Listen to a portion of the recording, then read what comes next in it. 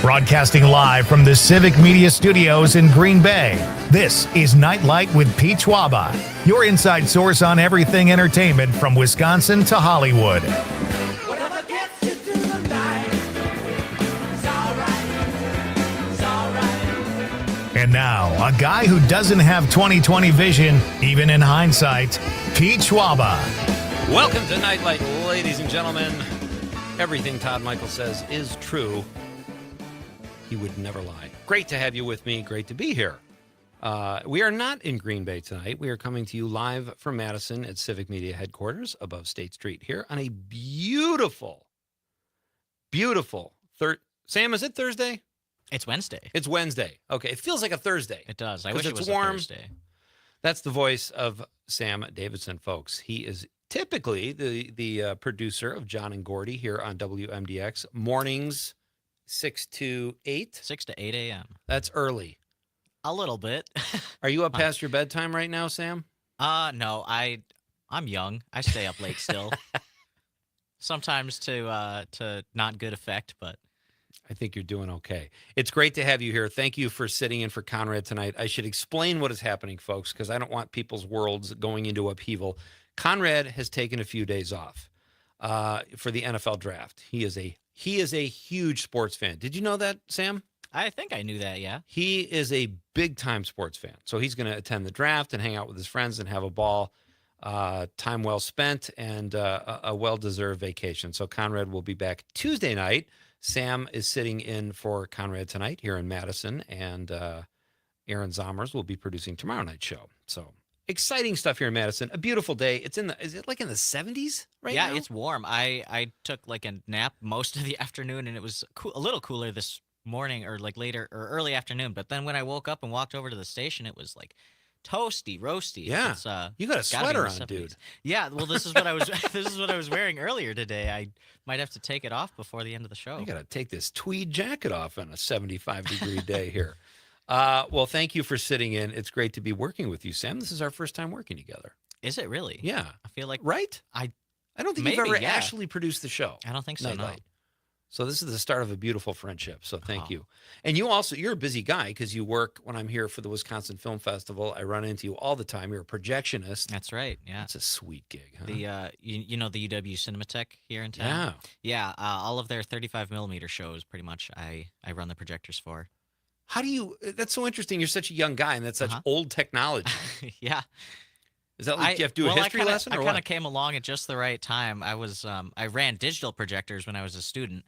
And the guy who had been running the 35 stuff, he said he wanted to retire for like 10 years. And I guess when I was graduating from college, he actually followed through with that, and I took over for him. So you're the guy. Yeah, I'm you're the going guy to have now. to train a young buck 50 years from now to do I'm going to be stuck here doing that for the rest of my life. It's fun. It's fun over there, though. That's a great little cool. screening room. I really like Cinematheque. So. Well, it's great to be working with you. It's great to have you folks here. We got a really fun show planned for you tonight. It's always fun to come to Madison. And I have to say, I want to share the story before I get to the guests and the question of the night. Last night, I checked into my hotel. I'm not a pot smoker, but the weed smell in my room was off the charts. In your room? In my room. And then I went outside in the hallway, and I'm like, is it coming from out here? And either way, I need a new room. I can't smell that all night. Yeah. So a security guard happened to be walking by, and I said, that's coming from my room, right? Not out here. She goes, whoa, yeah. That's your room. I swear to God. And I looked at her and I said, did Tommy Chong just leave this room? Like, what is happening here? And then that made me so they gave me a new room and it worked out fine. But that reminded me of a time when I was a touring comedian in the 90s. I worked a room in Winnipeg. I think it was called like Yuck Yucks or something. I was there in the dead of winter. It was horrible. And they put you in this room. Like they said, they give you a hotel room that was part of the contract. I get there and they put me in a room over the comedy club. It's like this. I swear to God, something bad happened in this room. It's just either a murder or some type of, they stored a victim there or something. It was just depressing, and it smelled musty and like pot. So I called the club owner. This is like one of the first gigs I ever headlined. I have no like kind of cachet in the business, but I did call and I said, hey, this room is terrible. It smells like weed. What is going on? And he goes, oh, really? Oh, that's weird. Tommy Chong stayed there last week and didn't say.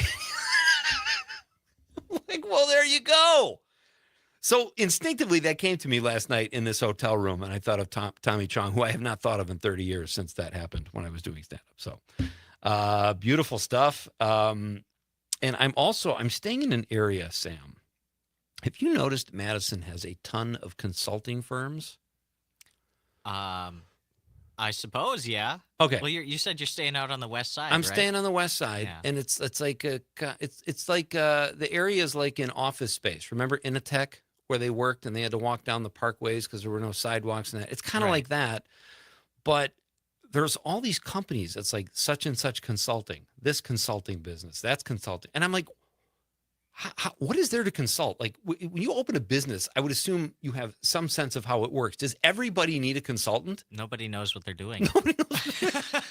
They're just consulting. What are they consulting on? Like, I've got personal problems. Can I go in there and get some advice? They've got consultants for the consultants. They must. How to Yeah. run your consulting business. Consult us. Right. It's crazy. This sounds like a poor man's Seinfeld bit, but I really was wondering that. I'm like, how is there this many? And they're all nice offices. They're like beautiful. So anyway, I'm in a good spot if I need some advice this week. So it's exciting to be here in Madison. Great show tonight, folks. Very excited to, we're going to be talking about the Wisconsin, I do that every time, the Milwaukee Film Festival. The Milwaukee Film Festival is a fantastic film festival. The Wisconsin one just ended a couple weeks ago. I've still got the Wisconsin Film Festival on the brain, but Milwaukee opens tomorrow night. It's a terrific film festival put on by Milwaukee Film. I've got guests tonight. Toby Jones and Ben Hansen are going to discuss their film, AJ Goes to the Dog Park. This is a really unique film. If you are by YouTube, check out the trailer. It's like a minute long. They have all these fun gags in it. They use like these camera tricks, and they have a background in animation. And Toby wrote for the regular show, which I'm a huge fan of. I think Mordecai and Rigby, two of my favorite TV characters ever. So I'm excited to talk to Toby and Ben about their film, which screens at the Milwaukee Film Festival. And then another film festival guest in the second hour, Mark Evans, joins me to talk about his film, The Diamond King. Mark did a documentary about a guy named Dick Perez who does baseball art and has painted all the inductees into the Baseball Hall of Fame. It looks like a really cool doc. And Mark will be here at 7:20. So lots of fun. Great guest tonight. Love talking about movies, film festivals. And we have a great question tonight. Do you have the music for the intro? Or all right, I'm just going to wing it, Sam. This is all improv. Isn't that what all radio is? Don't judge. All right. Our question of the night, folks, here at Nightlight. This is a good one. I'm excited. You ready, Sam? I'm ready. All right. What is your favorite song associated with a movie? What is the best song from a movie? There's so many great ones. And there's so many movies that get the right song at the right moment, whether it's like Sympathy for the Devil or something from ABBA or whatever. I love when there is a perfectly placed song in a movie. So that's the question. Very simple. What is the best song from a movie? 855-752-4842, 855-75-CIVIC. Chime in, be part of the show. Text us old school on the phone, or you can use the Civic Media app. Very easy to use. You just text a little icon next to whatever station you're listening to. And you can also text us if you're watching the radio on the stream at YouTube, Facebook, or X. You call it X? John from John and Gordy, the show that I usually produce, has a fondness for calling it Twitter X. Twitter X, yeah. Yeah. I think Todd Alba is the one that said Twix. Twix. That was a good one. I can't. X is so unexciting. It's just dull. boring. It's boring. I agree. Twitter's just better. So I mean no disrespect. And when I say that, I mean a lot of disrespect. I like Twitter better. But you can call it X. You can watch us on X. We're out there for the world to see. Lots of fun stuff happening here at Civic Media, folks, today, too. It goes into effect today, the new schedule. From 5 to 6 a.m., the Midwest Farm Report with Pam Yonke. Great show. Pam does a phenomenal job. Then on the network, this is new and exciting, Pat Kreitlow from 6 a.m. to 9 a.m. He will be on statewide, for the most part, powered by Up North News. In Madison, John and Gordy. I'm going to let you do that pitch. John and Gordy. Well, I don't And even know how to Sam. describe them. They're indescribable. Oh, come on. They're describable. They're Uh, two funny, two crabby, lovable, Yeah, they're beautiful two people. old guys, a Love those radio guys. duo from back in the day. They were on the air together back in the 80s and 90s in Madison. They're back together now. It's a lot of fun. It's a lot of fun. They're Yeah. great guys. I love having them on my show, and I love being on their show. But they're on in Madison here from 6 to 8 every morning. And then in Madison, Stephanie Miller comes on from 8 to 11. The always funny and always entertaining Stephanie Miller. And then in Green Bay and Oshkosh, WISS and WGBW, Mino and the Mayor are still in their slot from 6 to 9 a.m. Other than that, you got Pat Kreitlow on the network. And then things really kick up into high gear with Jane Matnair and Greg Bach from 9 to 11. And then Tom Hartman is back from 11 a.m. to 2 p.m. Todd Albaugh keeps things going from 2 to 4. And then Maggie Dawn from 4 to 6. And then you've got Nite Lite from 6 to 8. So some big changes here at Civic Media. Not that big, but, nice tweaks that help things along. And that's about it. So the phone lines are open. Feel free to chime in with your favorite movie song. There's so many good ones. We've got, it's Jack Nicholson's birthday today, too. I'm excited about that. We have a great clip from Chinatown I want to play. And do you know who Estelle, oh my God, I've already forgotten her last name. Mrs. Costanza. Do you ever watch Seinfeld, Sam? A little bit, not a ton. Estelle Harris. I almost said Estelle Getty's. Estelle Harris played Mrs. Costanza, and George's mom. She might be one of the funniest people I have ever seen on TV. So we have a clip of Estelle. We have a clip of Jack Nicholson. We got great guests, a good question of the night, and we're going to get to all of that. Somehow, Sam, I don't know how we're going to do this. We've got 5 hours of radio in a 2-hour show. So we'll do our best to keep people entertained with that. We've done it before. We can do it again. Yeah. How are you feeling? Are you feeling good? Yeah. So yeah. it's off to a good start, right? I think so. Okay, good. I think so too. This is fun. Live from Madison tonight, folks. The texts are pouring in already. This is exciting. I'm going to see if I can read the screen. Look at that. Sherry from Horicon says, "Hey Sam, what do you think of that, Sam?" Hi, Sherry. Not good morning. I'm used to it being the Yes. morning when I'm in here. Good afternoon. Good evening. She says, "Good evening, Pete and Sam." Good evening, Sherry. Great to have you with us. Monica from Mount Horeb says, "Coming Around Again" by Carly Simon from the movie Heartburn and Meryl Streep and Jack Nicholson. Very well done, Monica, on Jack Nicholson's birthday. That's a great song, too. David from Richland Center says, "Don't You Forget About Me" from the Breakfast Club.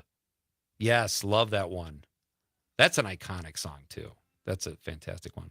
I think mine would have to be, I have a couple that come to mind. Steelers Wheel, Stuck in the Middle with You. And that one comes up at a perfect time in the movie, too. And then probably The Power of Love. There you go, Sam. Look at this kid. Yeah, give me some Power of Love. That's fantastic. Great movie. Are we out of time already? We're almost. The new clock? The new clock, yeah. Oh, look at that. All right, so how much time do we have? About 40 seconds. I'm totally messed up here. Oh, that's the 19. Okay. I can't tell time, folks. That's why I have Sam here. We've got great guests, good music, lots of fun, and a great question. Chime in, be part of the show. This is Nite Lite with Pete Schwaba. When we come back, I read some of your texts, and we'll hear a funny Estelle clip. This is Pete Schwaba and Nite Lite on the Civic Media Radio Network.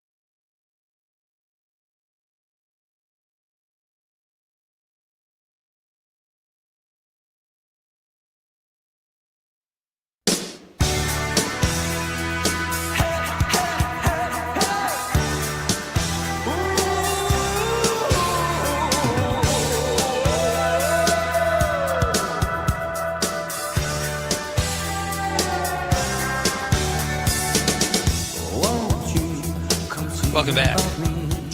I am Pete Schwaba. This is Nightlight coming to you live from Madison tonight. Beautiful Madison, Wisconsin on a gorgeous day. Great to have you with me. Our question of the night is, what is your favorite song from a movie? You have so much to choose from because sometimes they write songs just for movies, production numbers, if you will, and other times they just use songs that are already written. But either way, please share your favorite. Sam, what's your favorite kind of food? Oh boy, probably pizza. Pizza? Okay. I'm pretty basic, yeah. Yeah. Today I don't have Indian food where I live. Uh-huh. And when I crave Indian food, the cravings are like, I must have Indian blood somewhere in my lineage because I swear to God, I literally my crave it mouth all the time? Yes. And I'm not a guy who takes pictures of their food Mhm. and shares them on social media, but I did take a picture of this chicken dish I had and shared it with my wife and my kids. And my son was like, "Oh boy, here we go." Like, I'm not one of those guys though. I'm not going to share it on social media. Dave on the stream says, "Wind Beneath My Wings" from Beaches. That's a good one, Dave. Bette Midler. Also, Lou Rawls did a great version of that. But a great one. PJ on the stream also says, "Oh yeah, by Yellow on Ferris Bueller's Day Off." Oh yeah. No, it's not Yellow. Is it Yellow, PJ? I thought that was like Art of Noise, maybe. Yeah. Anyway, I trust you. Those are great, great choices. Nick Wallander on social media on our Facebook page. The question was posted earlier today. Nick says, 3 small words from Josie and the Pussycats 2001. Wow, going back 24 years. Nice, Nick. Joseph McClear on Facebook says, best song ever written for a film, The Rainbow Connection for the Muppets. God, the Muppets have had some amazing songs over the years. I like anything Kermit sings, I like. It's Not Easy Being Green. Rainbow Connection is fantastic. Great stuff. Conrad Krieger, Look at the Kid, chiming in on his day off. That's a workhorse for you, Sam. He worked. The grind don't stop. The grind don't stop. Conrad says Raiders March from Indiana Jones. I think that might be score. But listen, K-Man, I'll take it. Thank you. Hope you're having a good time, buddy, out at Lambeau. Conrad might get drafted, let's be honest. Does Took he? time off of the draft. He Yeah. might get drafted. Does he play football? No, not football. I mean, Oh. the military. They might scoop him up. We might need someone. Yeah. I like the cut of his jib. Sign him up for the Marines. Be careful out there, Conrad. Emerson Lehman, our pal from WBAY in Green Bay, says, "Send Me on My Way, Rusted Boot" from Ice Age. I don't know that song. It's always fun though when you find new songs. Thank you, Emerson. That's awesome. Chad Fran says, Little Miss Sunshine, Super Freak, Rick James. I remember that. That was great. Thank you, Chad. JB, the guy behind the guy, JB Thompson, Everybody by Elephant, featuring Azalea Banks. Sam, you're a young guy. Help me. I'm clueless. No? Okay. I'll pull that up later. If I knew the movie it was from, I might have a better He idea. included a link, so I think I can probably, I'll click on that later. We'll Thanks, take a JB. Yeah, we'll take a look at that. Daniel Wheeler says, Pure Imagination from 1971, Willy Wonka and the Chocolate Factory. Yeah, wow, I forgot about that one. Great one, Daniel. Sam, you're going to get to know probably a few texters that you're not used to. Daniel is a guy who says, in order to say my last name properly, which is Schwaba, you have to wet your lips first. It was just so weird the first time I read it. Schwaba. Sam just crushed it, Daniel. He learned quickly. Mike Desatel says, On the Dark Side from Eddie and the Cruisers. Mike, that's a great one. And you know what else is great from Eddie and the Cruisers? A song by John Cafferty and the Beaver Brown Band called Tender Years. Just a beautiful song about high school sweethearts and remembering. Great tune and a fun movie. I wonder if it holds up. I haven't seen Eddie and the Cruisers probably in 25 years. But great music, no question. Rich Locasio, the wrestling announcer and WRJN personality, says anything from Xanadu is great. The music from Once Upon a Time in Hollywood, oh yeah, and Tron Legacy is excellent. Look at Rich's diversity there. That's impressive. Xanadu to Once Upon a Time in Hollywood, he goes Tarantino, and then Tron Legacy. I love it, Rich. I can still see Rich wearing the sunglasses from last night. He says, my absolute favorite is Send Me an Angel by Real Life from the movie The Wizard. Okay. Thank you, Rich. Kim Chef Chick, our friend Kim Marie says, entire Forrest Gump soundtrack is epic. Yep, hard to argue with that. Thanks, Kim. We got to have Kim back on soon. Eric Rathsack, he should know something a little bit about music. He's the lead singer for Ask Your Mother, Revenge of the Nerds.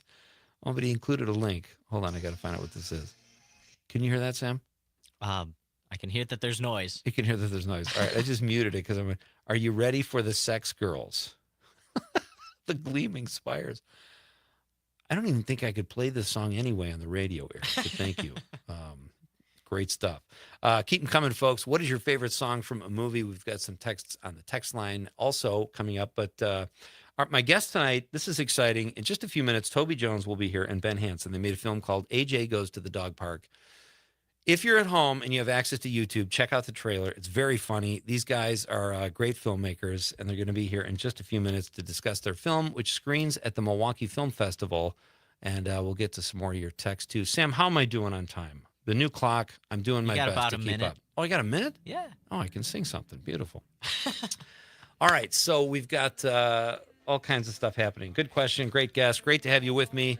Love doing the show from Madison. Always fun to be here. And now a great song taking us to the break.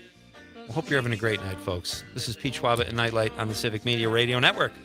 The voice might be one and the same. I've heard it too many times to ignore it.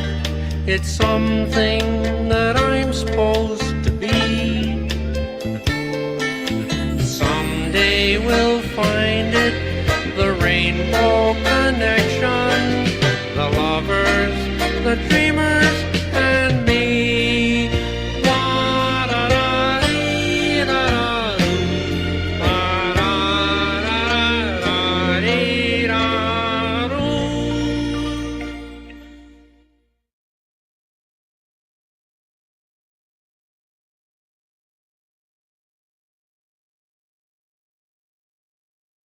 Ben and Toby are on at the same time? Yeah. And let's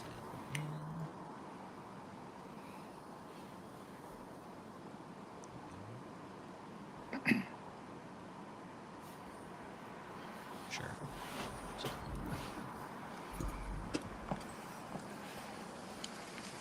Toby, can you hear us? And Ben, now that you're back? Yep, I can hear you. Hey, guys. Hi guys. Hello, Is my hello. audio off? Your audio You're all seems to be set. working fine. Yep, very good. Yeah, very excited to have you guys on the show. Thanks for being with us tonight. This is fun. Of course. Happy to be Hey, here. when is your? I was just going to look it up, but since I have you, when is your screening at Milwaukee? We got 3 screenings. One of them is Friday, one of them is okay. Tuesday, and one of them is the following Friday. I have that written down somewhere. Okay, I'll just pull it up. Awesome. Anything in particular you want me guys to ask you? I've got a ton of my own questions, but if you want me to bring up something in specifically, let me know. Ben, do you have any opinions on this? Yeah.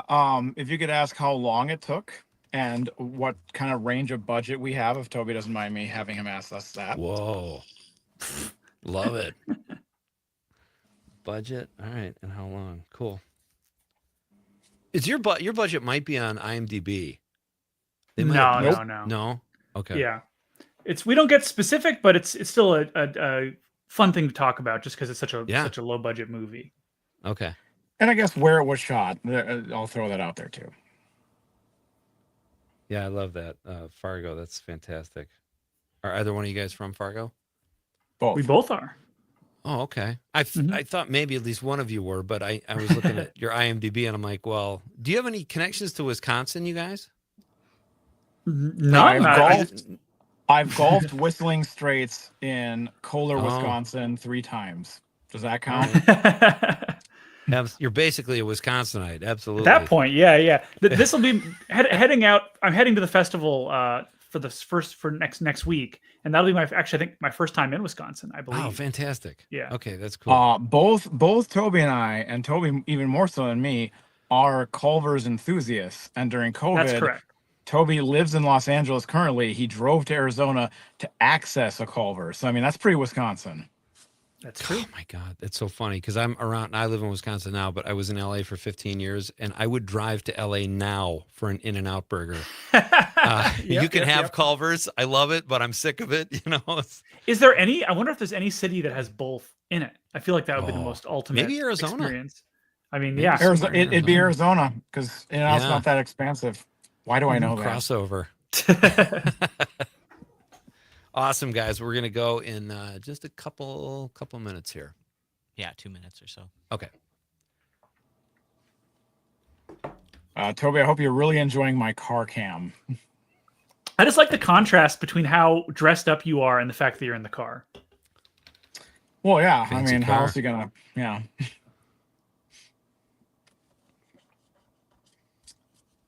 Toby, complete side note.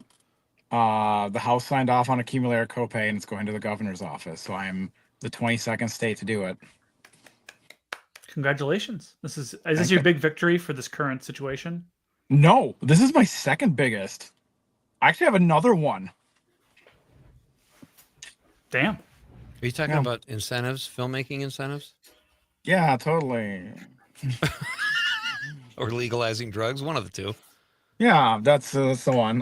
I'm legalizing access to drugs. Uh, Love it. I'm a healthcare lobbyist for the American Cancer Society when I'm not a movie Oh. producer. Nice. Good for you.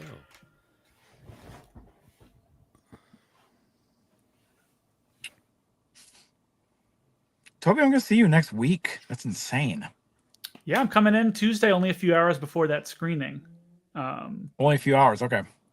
Yeah, coming in the late afternoon. So I'm hoping that hopefully nothing goes wrong with the flights and there aren't any issues getting there on time. I'm gonna be there all day, and I'm sorry because I keep meaning to respond. I need to put in a print order for posters at the very least for both screenings because Hattie can pick them up and I can have them with me for the flight. 15 but- seconds. Okay.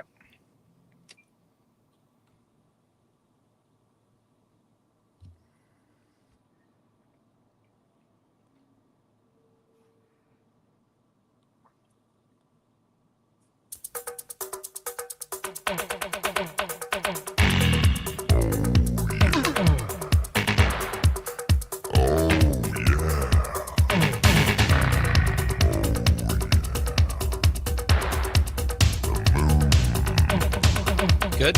Nice. Yeah. It's yellow. He was right. I thought it was like Art of Noise or something. Welcome back to Nightlight, folks. I am Pete Schwaba. Our question of the night is, what is your favorite song from a movie? And one of our texters said, oh, yeah. That's what you're hearing right now. Lots going on here tonight, folks. We are live from Madison, Wisconsin tonight. A beautiful day here as we overlook State Street and do Nightlight on the road, so to speak. Talking about the Milwaukee Film Festival tonight, a little Jack Nicholson, a little Estelle Harris, two big birthdays in the showbiz world. And right now, I'm very excited to welcome my next two guests. I watched the trailer for their film, which is in the Milwaukee Film Festival. And it's on YouTube. I encourage you to check it out. The film is called AJ Goes to the Dog Park. It's a delightfully funny, at least a minute. I'm sure the movie is just the longer version of the trailer. And it's great to have these guys here. Director Toby Jones and producer of AJ Goes to the Dog Park, Ben Hansen. Guys, welcome to Nightlight. Thanks so much for having us. Thanks I'm for a having us little on. Thanks for nervous. introing us with the Secret to My Success soundtrack. Was that in that movie too? All right, I don't know Do you what guys- other do you movie guys- it could possibly be in, but Michael J. Fox making out with a MILF in the back of a limousine in the 80s is where that song is associated. Wow, we are getting some insight into Ben's mind here. I love that. I love how you just catalog that. You could I pull would that say up. it's a collective universal mind moment for most people. Do you guys have a favorite song from a movie? I would have to say probably Comme Susutad from End of Evangelion would be my favorite pick. Wow. We've heard that so much, though. On Yeah, this it's show, overplayed. Toby. Yeah. Google that, Ben, or Sam, will you? What about you, Ben? Are you just going to go with "Oh Yeah"? Because it brings back a fond memory of Michael J. Fox necking. Listen, it does, but I'll go with the more mainstream pick I happened to just rewatch recently with my partner, and I'll go with "What Condition My Condition Was In" by Kenny Loggins during the bowling dream sequence in The Big Lebowski. Big Lebowski. Pre mainstream answer, but that was the introduction to that song for me. No, I love that. That whole soundtrack is fantastic. So It is. That's a great one. Well, it's great to have you guys here. Let's talk about, before we jump into the film, tell us a little bit about yourselves and then how you guys came together to make this film, if you would, please. Sure. Yeah, I'm Toby Jones. I'm from Fargo, North Dakota. I spent most of my adult life working in the animation industry on cartoons like Regular Show and Love it. OKKO Let's Be Heroes. And several years ago, I got together a group of friends and returned to Fargo, North Dakota to create a movie, a comedy movie called AJ Goes to the Dog Park. That's great. What about you, Ben? What brings you to the movie world? Yeah, and I'm also from Fargo, North Dakota, and I have always been a cinephile and someone who's like to participate in making film lists with my friends, trying to catalog and see as many movies as I could, and dreamed a long time ago about trying to be in the movie industry, as many do in, say, high school or college, and never quite got there, and was delayed when my friend Toby called me in the midst of COVID and said, "Hey, do you want to try and produce something that I'm going to make a my first foray into a feature length live action movie?" And I jumped in, and I'm very glad I did. First of all, I want to say I'm a huge fan of the regular show, Toby. Oh, thank you so much. It's great. My son and my buddy Jack Thomas worked on it, I believe, for a while. I remember Jack. I remember do Jack. you? Uh-huh. Yeah, He was there. He was there when I was there. Yeah. Okay. And my son would call me in and we'd watch. I love the one where it's just such a crazy, funny show. Like you have horses yelling, bros, bros, bros with dude time. So, if you haven't checked out the regular show, folks, it's fun for all ages. It's a great show. So are you guys both, you knew each other in Fargo then? Correct. We met in 8th grade in Fargo, North Dakota, based on our shared love of film. And we've remained friends ever since, and our film obsession has grown ever since. And this was our first opportunity to kind of like work together on a larger scale project.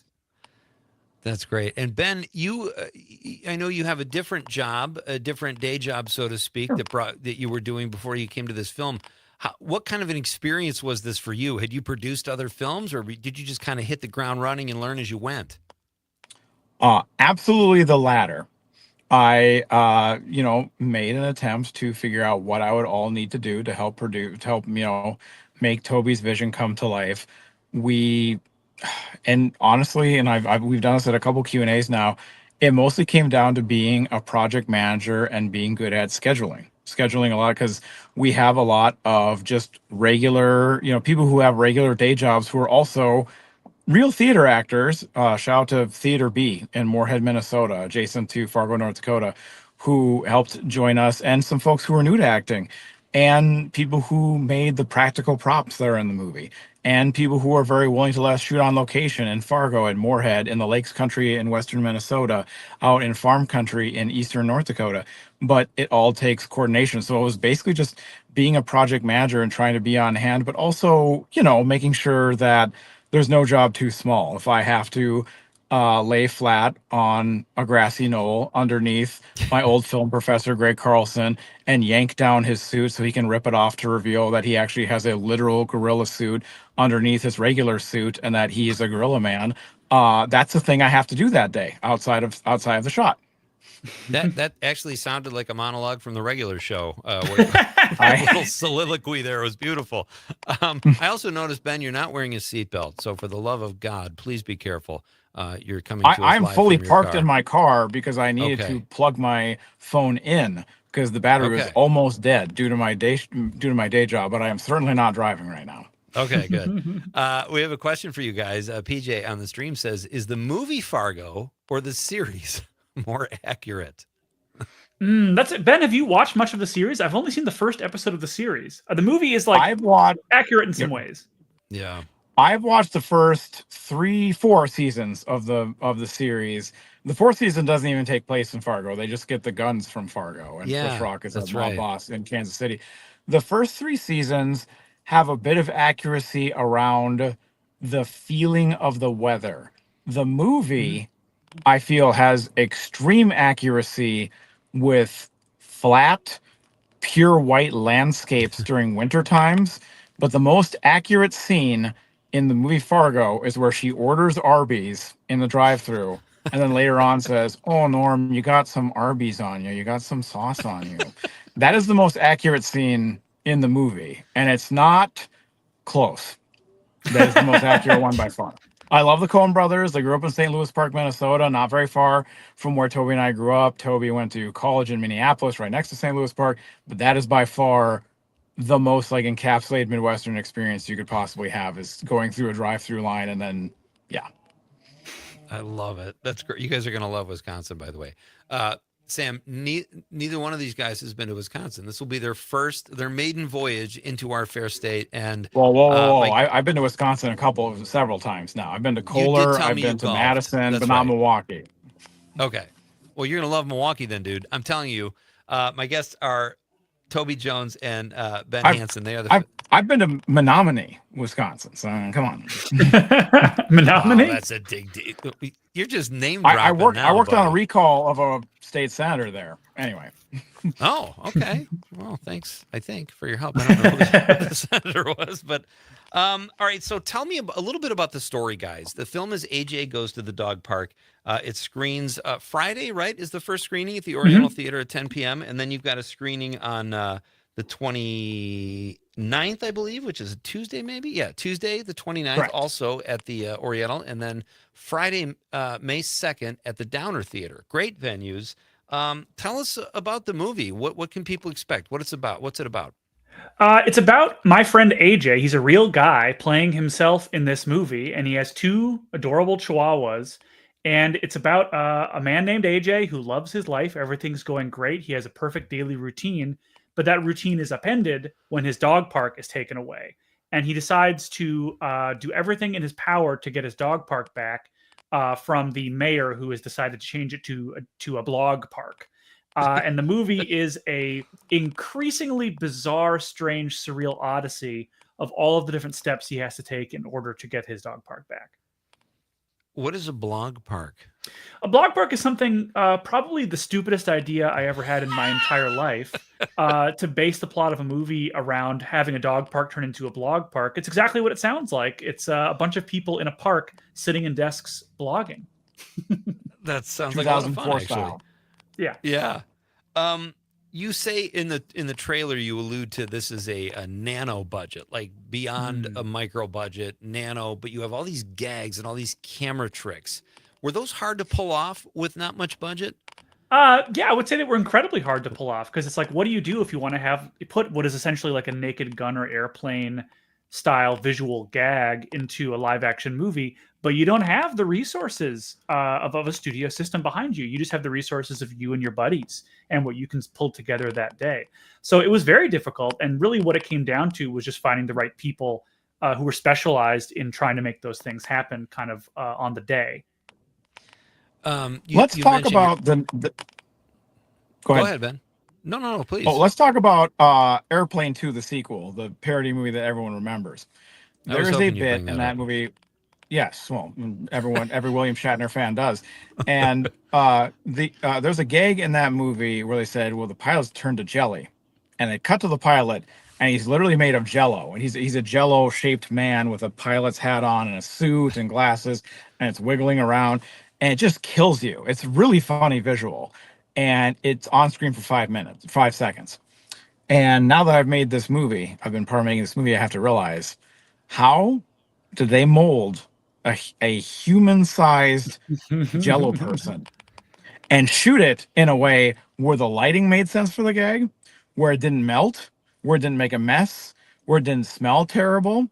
And the answer is those last two absolutely happened, because we have experience with a 14-foot fish that you can all see when you see the movie. But every gag has to have someone literally physically create it. We have some CGI, homemade CGI in the movie, but for the most part, the effects are made practically from someone who truly like makes costuming professionally for theater productions. And he and so many of the creative people we worked with in the movie were great to work with, because we got to tell them, it was like telling a painter, we want you to make this landscape, we want you to make this painting, but we're not going to tell you how to do it. Go in your lab and create it and come back with it. And I would say, I mean, Toby, I would say every time we did that, what we got back was something we were, if anything, frankly, we were almost condescending. We were more impressed with it than we thought we were going to get. We were like, oh, this looks a lot more professional than we thought we were going to do. Yeah, I think that's absolutely the case because you luckily you have community in Fargo of talented individuals, and the thing about a town like Fargo is you always know somebody who knows somebody who can solve pretty much any problem you have. So it's like we need a 20-foot long fish. Well, somebody knows somebody who we can call to make that happen. You probably have you just call up a friend in Fargo and like, yeah, I can do that. Like that's what I love about towns like that. Go ahead.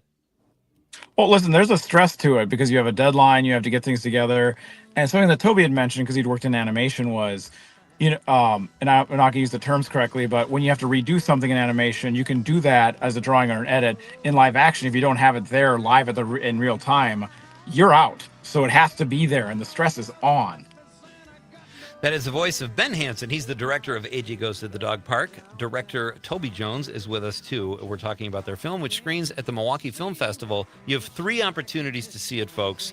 We'll have more with these filmmakers when we come back after a very short break. You got Nightlight with Pete Schwaba on the Civic Media Radio Network.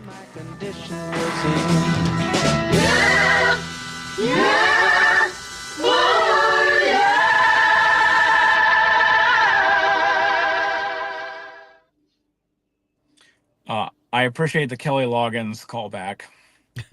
Yes, Ben, you've definitely got a little lag on your end. I don't know if you're getting that on your end, Pete. We're getting a little delay from you.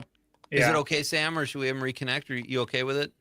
It's fine. Okay. Just I think we're fine. More space. I know I have lag. You guys' video occasion. I'm sorry because I'm on my phone. Don't worry about it. Just I would say I'd say nothing to be done really. But yeah. No, it's not. It's totally fine. Don't worry about it. This is great, guys. What was I gonna say? Oh, Pete, does the show go out as just a podcast with an audio file, or do you put the video up too? Just audio, right, for the podcast, Sam? Well, on social media where we're live streaming to, it I think stays there. As right. Oh, cool. I'll have to look it up. If you go to Facebook, YouTube, or Twitter, I think you can see the video feed. If you just go to the Civic Media website, it'll just be the podcast. I think just the audio there. So search Civic. Yeah, Civic Media, and we're on statewide in Wisconsin on the radio too. I don't know if you have friends here or whatever, but yeah, everything you can find will be on the website, Civic Media, in terms of. Cool. Podcast, I'll definitely repost the episode on my socials. Not that I have a following, but I will. You probably have more than I do. PJ on the stream says video stays on YouTube always. That's from one of our listeners. Thank you, PJ. Great. Nice. I will capture that. I'll send that out.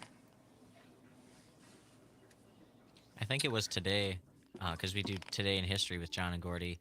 The very first video was uploaded to YouTube. Today? Yeah. Oh, wow.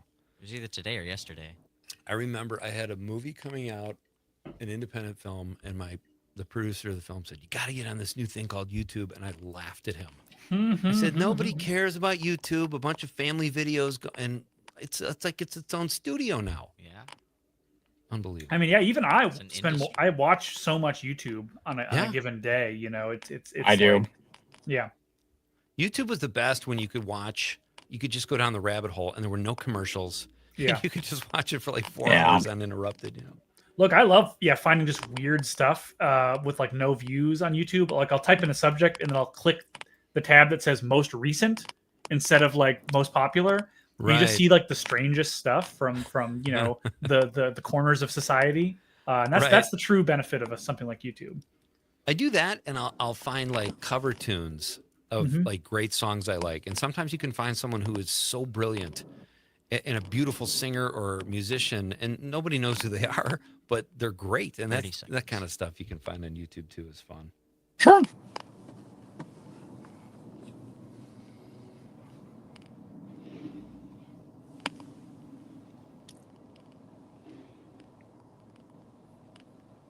Do you guys mind sticking around for a few minutes after the news at the top of the hour? Do you have a few extra minutes? I'm sure it's fine. Okay, cool. I'm fine. I just have a lot of questions. No problem. I'm still lagging, right? A little bit, yeah. Yeah, sorry.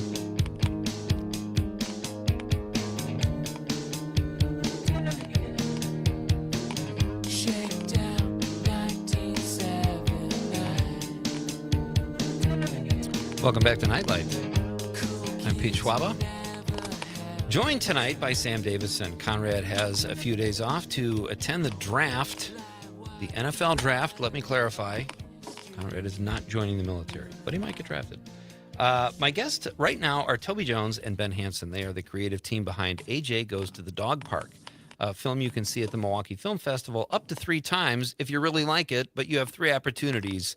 The Milwaukee Film Festival is a great festival on the east side of Milwaukee, one of my favorite neighborhoods in the whole world. Check it out if you've never been there. And if you've been there and you know all about it, then you have to see AJ Goes to the Dog Park. How many festivals have you guys done so far? Oh, this might film? be number 6 or 7 or something like that. 5? Okay. Yeah. Yeah. How's Hey, the- shout out to the Milwaukee Film Festival too, because all the film festivals we've been at have been very generous and very helpful with us. But Milwaukee in particular has been for a small nano budget film crew, very communicative, very supportive. And the fact that they're giving us 3 screenings is awfully generous. So like, really, truly, thank you. Yeah, that's great. I think you guys will love the venues too. The Oriental Theater is just this old, beautiful, majestic theater, and the Downer's really cool too. So good venues. You should have great crowds. Has the response to your material or your film been what you had hoped? What's it like watching it with a crowd?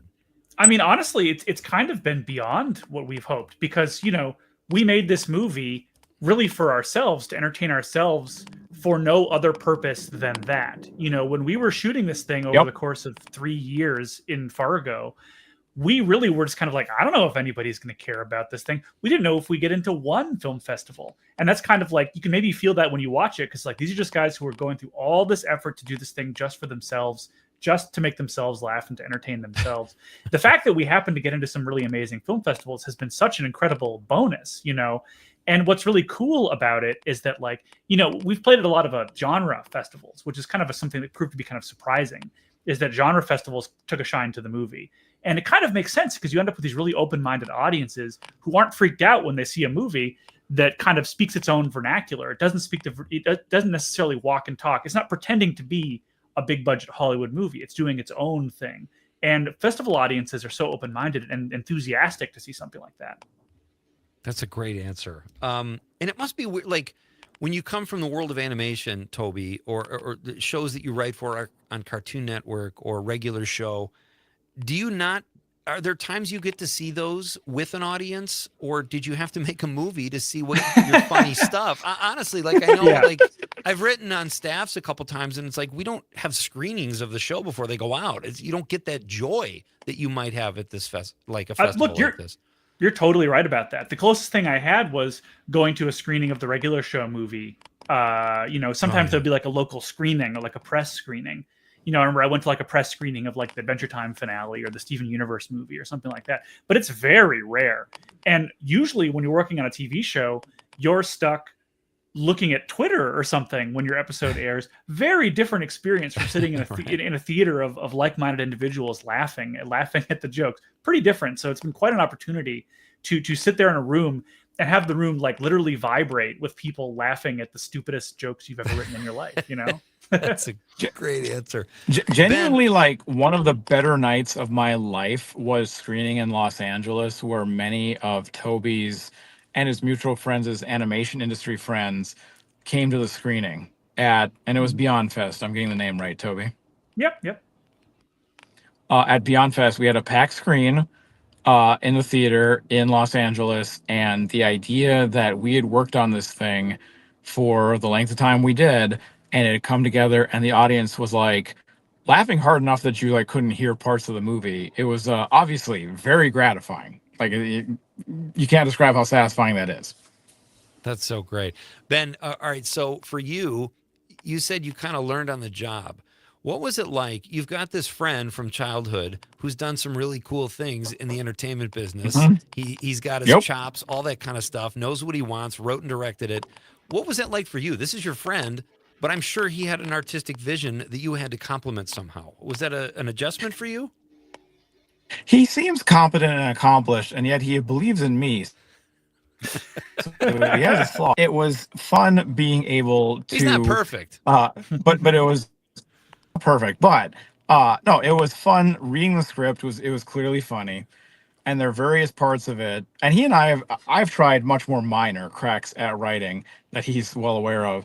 But both of us have a tendency to write things that are very fun on the page, and then when you try and create them, you're like, oh, but this is incredibly complicated. Oh my God, this is going to take 2 weeks to set up. And then you look at like the shot in the movie, and it gets a laugh, which you're gratified by. But the shot in the movie is 30 seconds at the most. Okay. So it's again, it's all about project management and working backwards. And I have a million things I could armchair, and I do armchair quarterback myself on, thinking like I should have set that up 2 months beforehand. Or it's especially about location shooting, because we shot all in real locations. And something that I'm very proud of with the final product of the movie is the movie has a variety of locations and scenes and feels. Even though it was all shot within about the same 50 square radius in Fargo and Moorhead, North Dakota and Minnesota, respectively, and a couple of scenes outside in Lakes Country, Western Minnesota. But I feel like the movie has a lot of very good variety, but that takes a lot of work. It takes a lot of aligning the stars of people's schedules. Again, people who have full-time other jobs, plus families, plus just personal lives. And we shot this movie in multiple parts, and I think by the time we got to the third part of shooting it, I felt like I had a well-oiled machine going, and it was something I felt proud about. I hope others felt the same way, and I am proud of the final product. Well, it must have worked out. You guys seem like you're on a roll with the film. Toby Jones is here, and Ben Hansen. They are the creative force behind AJ Goes to the Dog Park, playing at the Milwaukee Film Festival. They're going to stick around for a few more minutes after the news, folks. In the meantime, Civic Media's news team will tell you what you need to know. Mark Evans coming up at 7:20. And our question of the night, what is your favorite song from a movie? We'll get to those texts, too. This is Pete Schwaba and Nightlight on the Civic Media Radio Network.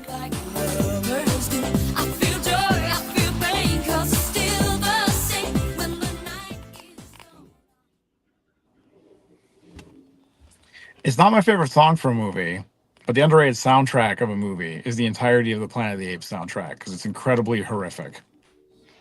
That's a good one. You know, if everyone hadn't already seen the Planet of the Apes movies, those would be great to consider for our Sunday watches. But everybody else has already seen those movies. I'm such a fanboy, I would happily sign up again. Maybe at some point in the future. But yeah, I think you and Horeb and Owen probably have watched all those movies. I've watched all those movies multiple times. I would happily sign up again.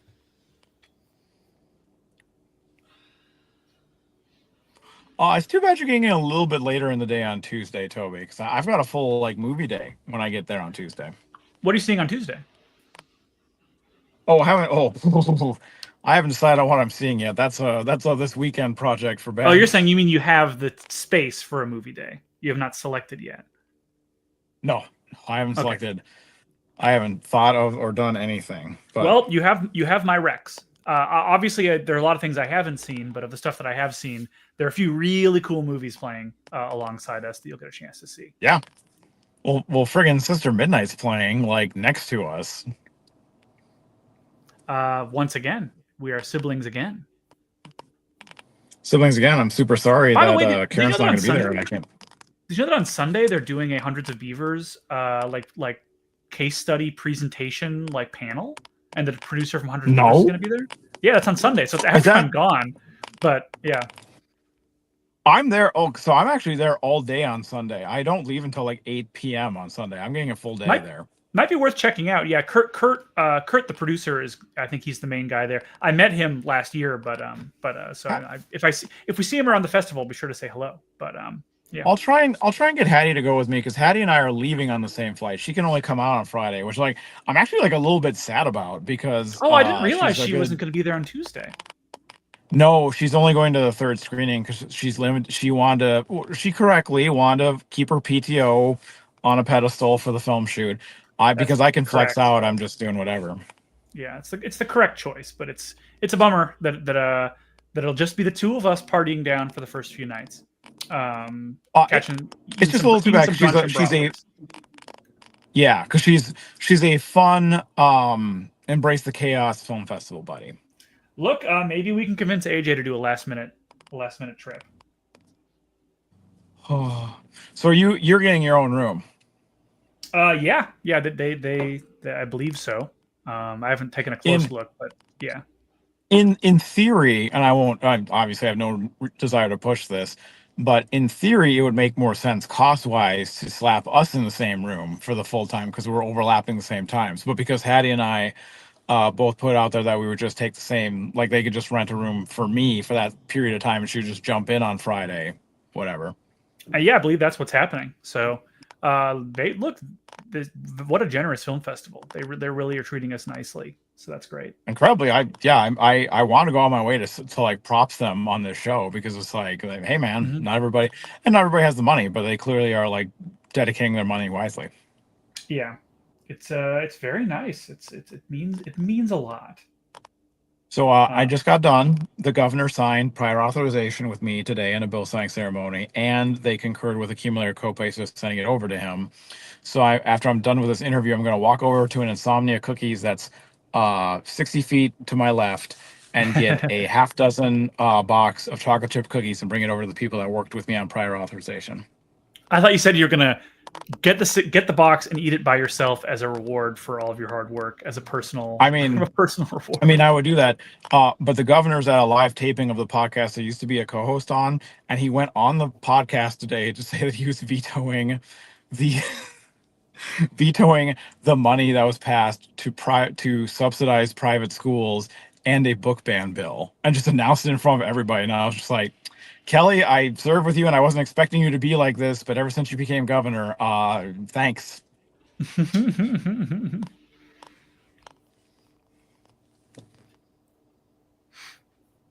Have you been keeping up with the reviews out of Fantaspoa? Oh my God, no, I hadn't even think about it. Do we have letterbox reviews from them? Yes, we've got like five. Only like five, but we have a few. There's only one negative one, and the rest of them are all positive. So that's nice. Oh, we're back. Hmm. Oh, I thought I heard us coming back in. Never mind. Oh, is the negative one specific, or is it just like, meh? The negative one is interesting. It says, if all you've watched in your entire life is Cartoon Network, go for it. Which I found really, really interesting because, I think that it's strange to assume that the filmmakers have only interested in one type of thing. You know, like it's like, no, I've watched every type of movie in the world. I have a very above average experience of watching movies, and I chose to make the movie like this anyway. But also, it speaks to what I was talking about earlier on air, where I was saying, like, you know, you have to be willing to be interested in watching a movie that speaks a different language from most movies you've seen. You know, the movie have you watched the Patrick? Sorry, due to the lag, I didn't hear what you're saying. What were you talking about? Oh, I was just gonna say, have you watched the 15 Patrick? seconds. Oh, okay. Sorry. Thank you very much for the heads up. You're fine. Yeah, appreciate the heads up.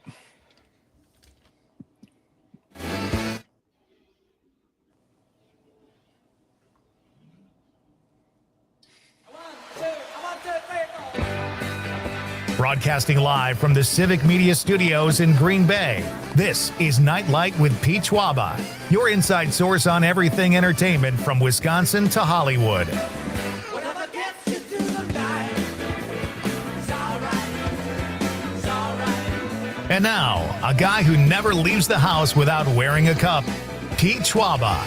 Welcome back. Tonight, ladies and gentlemen, a Madison version of the show this Thursday night. It's like the Christmas Eve of weeknights. Great to have you with me. Hopefully we are helping you wind down after a long day. Great to have you as we talk about all the things in life that make us happy. Movies and TV and comedy. Our question of the night is, what is your favorite song from a movie? From the 715, Joe says, Call on Me from Warfare. Great movie. I just saw that last weekend. Possibly the best, you hate to say the best war film, but just an amazing film. That's a great one, Joe. We've got to catch up on text. We'll do that in a little bit. Right now, Toby Jones is here. He's the director and the writer of AJ Goes to the Dog Park, and he's joined by his buddy and producer, Ben Hansen. These two guys worked together on this film and had a blast doing it. They're from Fargo, North Dakota. AJ Goes to the Dog Park has 3 screenings at the Milwaukee Film Festival. This Friday at 10 p.m. at the Oriental. April 29th at 9 p.m. at the Oriental. And also, am I missing one, guys? There's the 26th, right, at the Downer or something like that? I'll pull it up here. I don't want to 29th. steer people wrong. There we go. Yeah. 29th on Tuesday at the Oriental and May 2nd at the Downer. So it's great to have you guys. Thanks for sticking around a little bit. When we were talking between the breaks, you mentioned budget. And it's so rare that independent filmmakers want to talk about budget. So I admire you for that. What do you have to say about it? We talked about how it was a nano budget, but what does that mean exactly?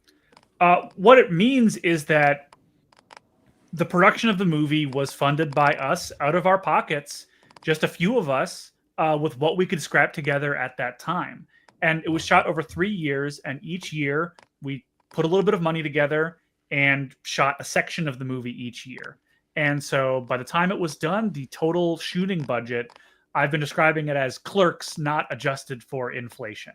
So it's just like, but again, it does speak to that thing of it's like, yeah, with what we have available to us, you can go shoot a movie with with what you have access to. Yeah. Ben, anything you'd like to add to that? Well, and Pete, you are right. Most independent filmmakers don't like to talk about their budgets, but Toby and I wish we had one. I had one to talk about, right? Yeah.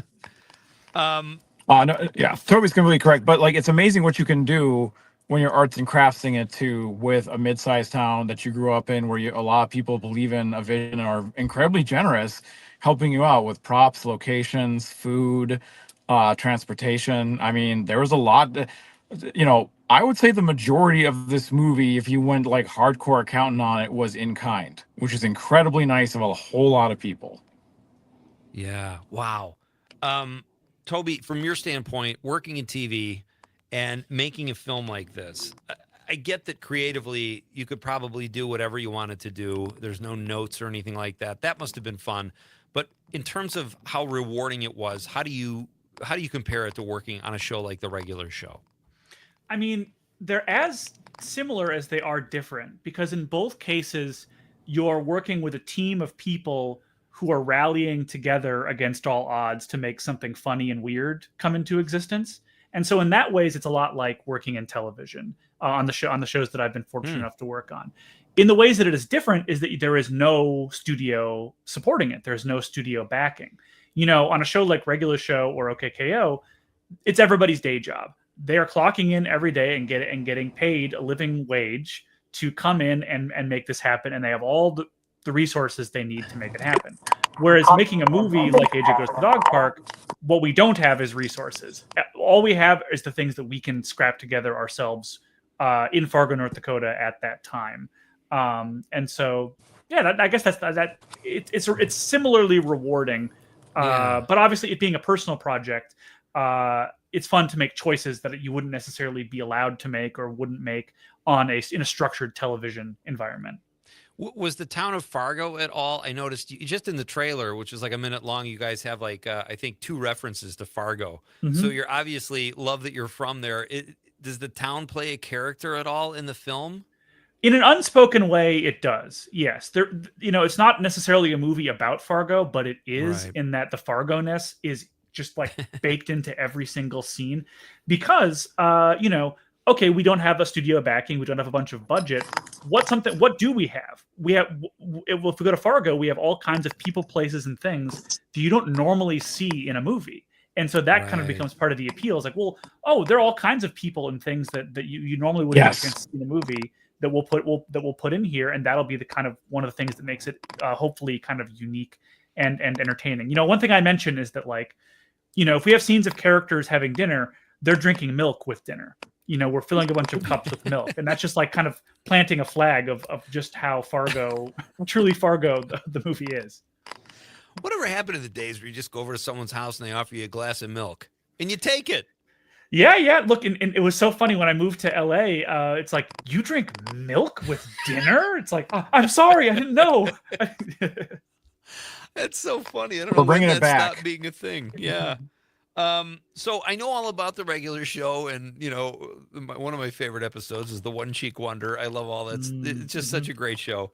But tell me about OKKO, Let's Be Heroes. I don't know much about that. That's another show you worked on. Yeah, that's a show that was created by my friend Ian Jones Cordy. and he had been working on a show called Steven Universe for quite a while, and he made his own show, which is kind of like a comedic, Cartoon Network show set in a world very much inspired by fighting video games and superheroes. So it's like the concept is that it's a bunch of characters working a crappy day job at a convenience store, but the entire world is populated by people with crazy superpowers and magic and video game inspired weirdness. I just had something come back to me. I posted on Facebook, this is years ago. I said, I've always wanted to date a girl named The Power. And I just wanted to see what kind of response I got. I think I got like 2 like nobody knew what the hell I was talking about. Well, especially if it was back when the show first was coming out, because like a lot of these shows, it took a little while to become popular. So like if you were watching that show when that episode first aired, it's like you're on the cutting edge of a cool new thing. Thanks to my kids. Yeah, exactly. Mm-hmm. It's a great show. What is next for you guys? You did this cool indie film. You got it into all these festivals. Do you go back to your jobs now, or are you planning something else? Both of those things are true. I mean, we were Yes. all working the whole time. We were all working day jobs the whole time. Yep. I'm back. I'm still working in animation right now, but we are indeed, fingers crossed, hoping to shoot our next movie later this year. We'll see how it goes. That's the intention. We're hoping to shoot some stuff soon. At a nano budget again? I had one of the most. Oh, go ahead, Ben. Then I'll answer that question. I had one of the more intense moments of my life where I was trying to finish out a grant review at my job at the time at the local United Way, finish grad school to do finals, and I was running for county commissioner at the time while we were finishing up principal photography on the, I think, 3rd round of shooting, I want to say. But to answer your question, it won't be a nano budget next time. Once we meet all the our future producers at the Milwaukee. Oh, we got Unfortunately, you lagged up for your joke, but yeah, the next one, Dang it. hopefully some producers come along who offer us a blank check to shoot the next movie. But more likely, we're going to try and see if we can make something actually even smaller. And see if we can pull that off. Oh, that's so great. Toby Jones. Just a and Ben little Hansen more dialogue based and maybe a little less visual, but I think it'll be an interesting swerve. Sorry, I'll I'm be lagging. anxious to see. That's okay. I'll be anxious to see what you guys do next, and I cannot wait to see the whole film of AJ Goes to the Dog Park. What I do typically, guys, with guests is ask them what they're watching. Are you guys binge watching anything before we let you go? Anything you could recommend?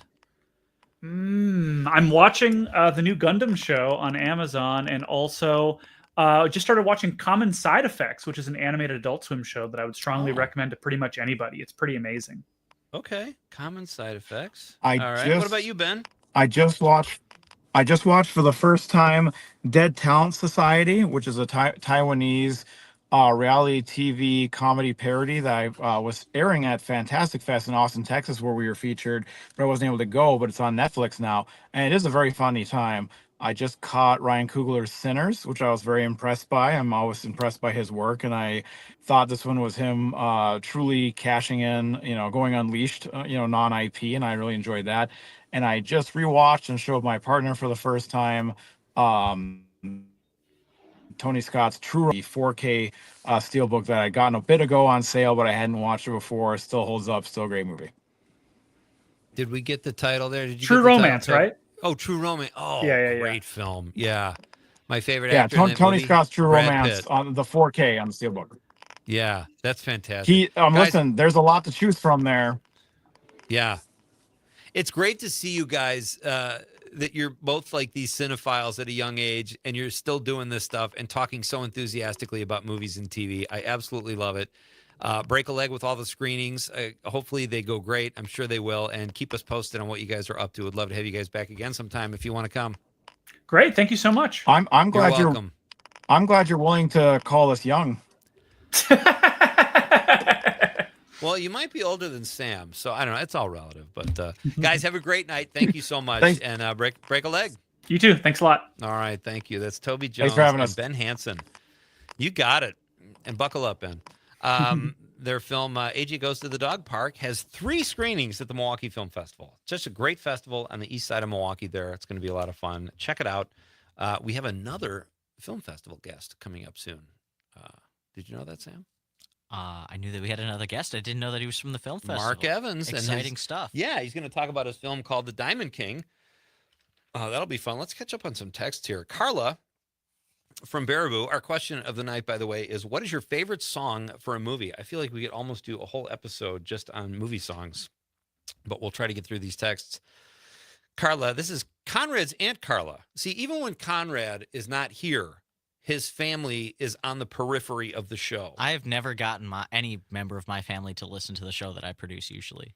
My wife has no idea where I go at night. She thinks I'm gambling. So Carla says, favorite song from a movie, She's Like the Wind, Dirty Dancing. Grandma Krieger says, hello. Hello, Grandma Krieger. And that's Patrick Swayze. That's the Swayze Master General saying that song, Carla. I don't know if you knew that. And then Tom from Monona says, come and get your love, or Father and Son from the Guardians. Is that Guardians of the Galaxy? Or the Guardians? I don't know that movie. Thank you, Tom. Jameson from Pennsylvania says, adding every single sing in Rocky Horror, but that was a musical first. There's some great music in Rocky Horror. Great text, Jameson. Thank you. I haven't seen Jameson for a while. Good to have you back, buddy. Tony the Trucker says, Pete, I'm a believer from Shrek. Yeah. All those kids' movies have great soundtracks and great songs. I love Toy Story. You've Got a Friend in Me. All these great songs. That's a great one, Tony. Jameson from Pennsylvania also says, wait, is it best music written for a movie? 5 exist. Power of Love by Huey Lewis, Back in Time, Back to the Future, Ghostbusters by Ray Parker Jr. that ripped off Huey Lewis, I'm All Right, Caddyshack, Danger Zone, Top Gun. There are no others unless talking on David Bowie and Labyrinth. Oh, Jameson's on fire tonight. We'll be back with more of your texts, and Mark Evans will be here to talk about his film, The Diamond King. What's your favorite song, folks, from a movie? That's what we're talking about here on Nightlight. I'm Pete Schwaba. This is the Civic Media Radio Network.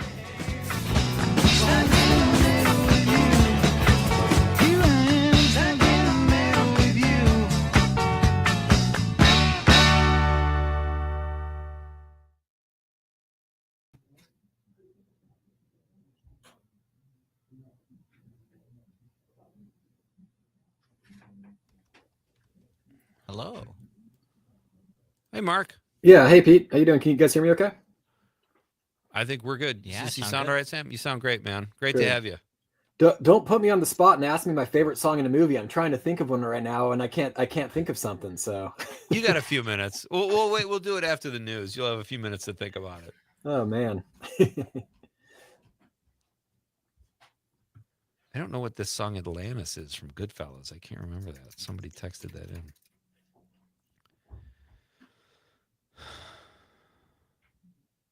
Where are you? Are you from Milwaukee, Mark? No, I'm in the Seattle area. Oh, okay. Yeah, You but I'll coming be in for the festival, coming to though? town for the festival though next week or 2 weeks sometime. Nice.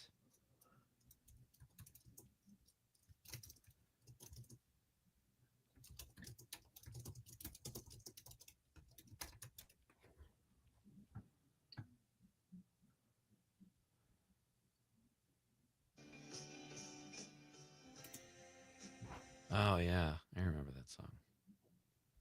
That's a good one. Do you know when your film screens offhand, Mark? I'm just googling. I believe it's Friday, May 2nd. Okay.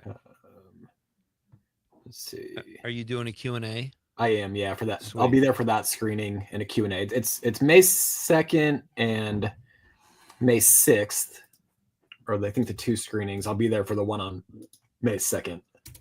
Cool. Just verify that.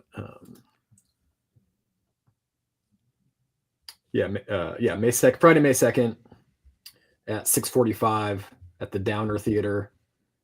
Okay. 30 Tuesday, seconds. May 6th, 5 o'clock at the Oriental Theater. Awesome. I might try to get a text or two out of the way here, and then I'll bring you on.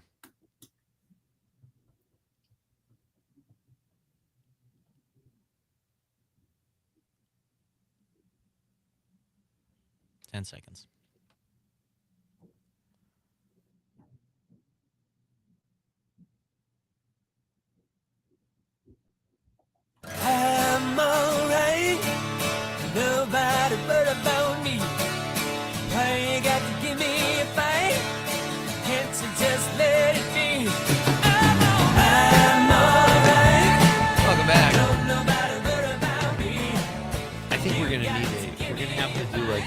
a mini series to get through these texts, Sam. These are great. Our question of the night is, what is your favorite song from a movie? There's so many good ones. So many good ones, I know. Anna from Madison says, hi, Pete and Sam. My favorite song from a movie is the Barbra Streisand song, The Way We Were, from the movie The Way We Were. That song played at the end of the movie. I tear up every time I hear it. Sherry from Horicon says, we are the champions from Queen, but also in a movie. Yes, Sherry, that's a great one.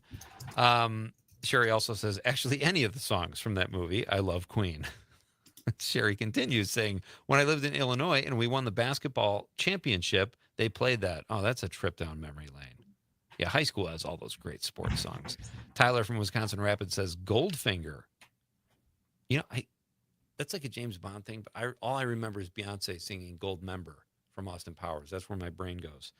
All right, we'll keep those texts coming, folks. Be part of the show. Always more fun when you guys participate. Here's one from Chris Casper. I love this. Chris says, my heart will go on, Titanic. Just... I was just about to call him a big softy because he's like 6'12" and a mountain of muscle. And he says, just kidding, Highway to the Danger Zone, Top Gun. I don't know, Chris. You kind of surprised me with the Titanic thing. And then you went back into the cliche of a big burly dude. Hope you're well, buddy. Hope to see you tomorrow. Hey, I'm doing the show from Madison tonight, folks. It's great to have you with me on Night Light. Conrad is on vacation. Sam Davidson is sitting in tonight, the typical producer of John and Gordy here on WMDX in the morning, helping me through Night Light here tonight. And we are about to bring in our second guest from the Milwaukee Film Festival. His film is called The Diamond King. It's a documentary about a guy named Dick Perez, and we will talk about it with our guest and the brains behind the film, who joins us now over the stream, Mark Evans. Hey, Mark. Hey, Pete. How you doing? I'm doing well. So did you have time to think about a film from or a song from a movie? Yeah, I was telling Pete over the break that I was like, oh, I can't think of a song from a movie that I love. Now, somebody said Highway to the Danger Zone, and that takes me back to being a kid watching Top Gun for the first time. I still couldn't think of anything that I felt like was like, yeah, that's what I want to say. But I did have a minute to give a little tidbit about Take Me Out to the Ball Game, which is, of course, in every baseball movie. There's even a version of it in my film, The Diamond King. I had a composer named Andrew Joslin who did the original score for our movie. And we had to incorporate a little bit of Take Me Out to the Ball Game, but the way he did it is really amazing. And it builds up in a totally original composition, and then it hits the chorus at the right moment. And so I love how it's done in our movie. But in the process of, watching so many baseball movies, I realized, yeah, it's in every single movie. But a little known fact, it was written in 1908 by Jack Norworth and Albert Von Tilzer, by two people who had never watched a baseball game in their lives before they wrote that song. And really? It's become the anthem. That's incredible. All right, well, that's a good answer, Mark. You did okay. I went with Power of Love from the Back to the Future, and then Stuck in the Middle with You from Tarantino's the Tarantino movie that I cannot think of the name right now. But that's Power of Love, absolutely. That would have to be right up there for me too. And then I think earlier you were playing something, must have been Caddyshack. Was that from Caddyshack? Yeah, I'm All Right. Kenny Loggins. There's just so many. Like I picked two, and I'm probably missing 1,000 that I love that come up. Like Sympathy for the Devil. Somebody said, one of the texters said Atlantis from Goodfellas, and that's when Tommy's killing Spider. Like all these great, kind of a dark moment, but a great song. So yeah, absolutely. Well, it's great to have you here tonight, Mark. You're joining us from Seattle, I understand. Yeah, out in Bremerton, Washington. Actually, it's a ferry ride into Seattle. Nice. Wow. Nice. That's is that a convenient place to live? Do you have to get on the ferry just to get groceries, or is no, not at all. It's a regular. Right. It's 40,000 person town. Other towns around here too, but it's nice to have good access to Seattle, but not but be removed away from all the hustle and bustle. Yeah. All right. So we're going to keep you through the news, but we've got a couple minutes before the news. Why don't we start with just a little bit about you? Like, what brought you to the point where you have this cool movie called The Diamond King that you're about to show at the Milwaukee Film Festival? Give us some of your background, if you will. Yeah, so I made a couple feature films before this. In 2016, I put out a movie called The Glamour and the Squalor, about a rock radio DJ that was the first to play all the grunge music that came out of Seattle in the early 90s. And then I made a film called Clay Dream about a guy named Will Vinton, who was called the godfather of claymation. So he invented, like, the California Raisins were big characters, but he built a company from his garage into this $40 million a year company, and then has it kind of ripped away from him by none other than Phil Knight, the founder of Nike. So those were two films. Both of those played at the Milwaukee Film Festival during their runs too, and that festival became one of my favorites. So when I had this new film, nice. I was hoping to come back. So it's good to be back. Coming back to Milwaukee for the festival for the Diamond King, and with that film, I just those previous films were about 5-year projects, and I wanted to find something that I could do in a shorter amount of time that didn't have to take 5 years. That ended up being about a 2-year process, still a long endeavor, but very fast for me to do something in 2 years. And really, it was the art that I was attracted to. I was not really looking for a new project. I had other projects I was developing, and they weren't getting picked up yet. And I found my son got into baseball. We were looking, he got into baseball cards. So we were looking at my old collection, and we stumbled upon some baseball cards that Dick Perez, the subject of my film, made when I was collecting cards as a kid. And seeing these cards just kind of transported me back to being a kid. And I had that great that feeling of nostalgia. And so I just started researching what's the story of this artist who made these cards that I loved. And that unlocked so many things. That's when I found out that this person, Dick Perez, had painted literally thousands and thousands and thousands of baseball paintings. He was the official artist of the National Baseball Hall of Fame in Cooperstown, New York for 20 years. So he'd painted the whole history of baseball. He made a career of painting baseball, and he's got a really interesting personal story as well too. So I thought all those things together could make for a fun documentary where we can tell his story and really kind of the history of baseball through his work. That's what a great way to do that too, through the art. And I just think I'm excited to hear what it was like dealing with Dick Perez, because he sounds like kind of a character, had a very interesting life. So we'll talk more about that with my guest, Mark Evans. Our question tonight, you can still get in on the fun, folks. What's your favorite song from a movie? This is Nightlight with Pete Schwaba.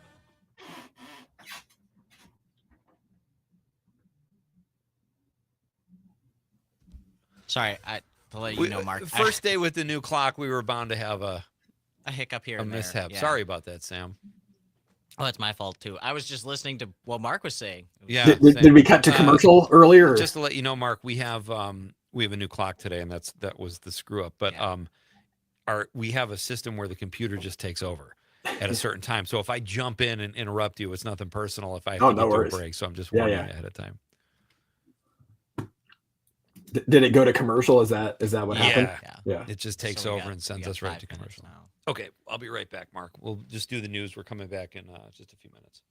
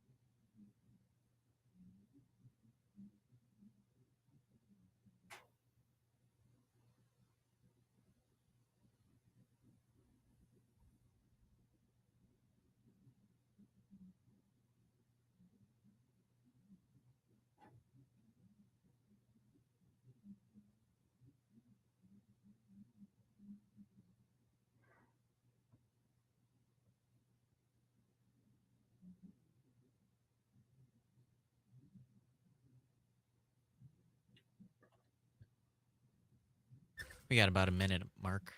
Cool.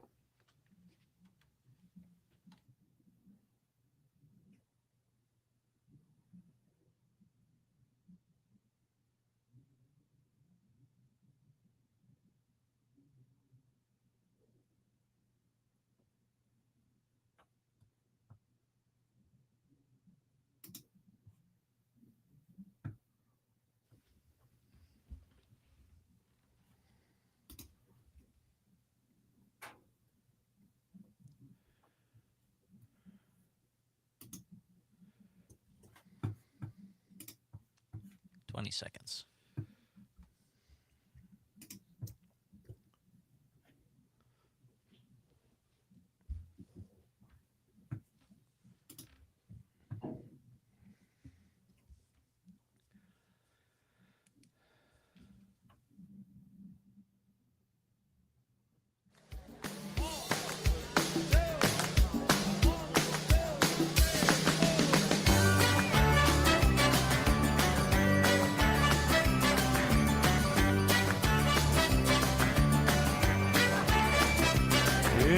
Welcome back. This is Night Light with Pete Schwaba. I am Pete Schwaba. Sam Davidson riding shotgun tonight while Conrad takes time off to go party at the draft in Green Bay. So we are doing the show from Madison tonight. Great to have you with me. Our question of the night is, what is your favorite song from a movie? And we've gotten some great responses so far. Tomorrow night on Night Light, this is exciting. Comedian Rich Scheidner will be here to make the popcorn pick of the week.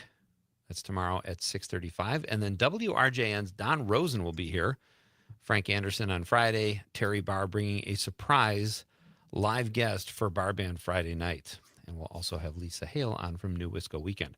Right now, we have a few more minutes with my current guest, Mark Evans, who made the film The Diamond King, which is screening a couple times at the Milwaukee Film Festival, which starts tomorrow night. It's a great festival. Check it out. The venues are... you're probably familiar with these, Mark. You've been there before, but the Oriental Theater and the Downer Theater, two great venues on the east side.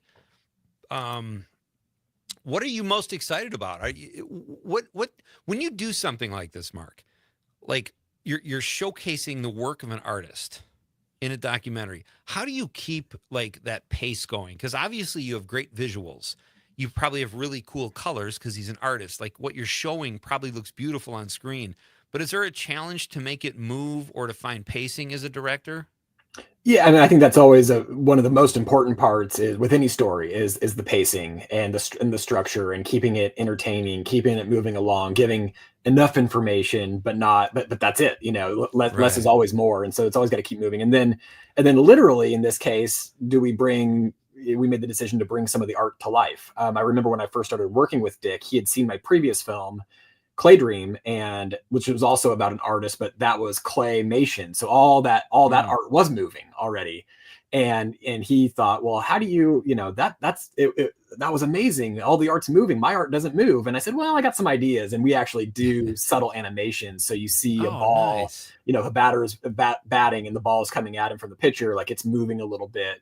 And it's very subtle. We didn't want to distract or take too much away from, distract the audience. But I do think it enhanced, in a way, a lot of these paintings. But yeah, as far as the story goes, I mean, story is first and foremost. You've always got to have, be entertaining, have a narrative that people are going to be, not bored with. And so the pacing of that, it does need to move along.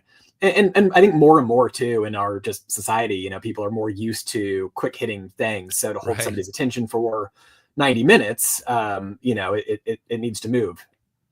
Absolutely. And it's funny, I ask you that because I introduce all the independent lens and POV films here on PBS and write intros for them. And with documentaries, you still have to have an attention span.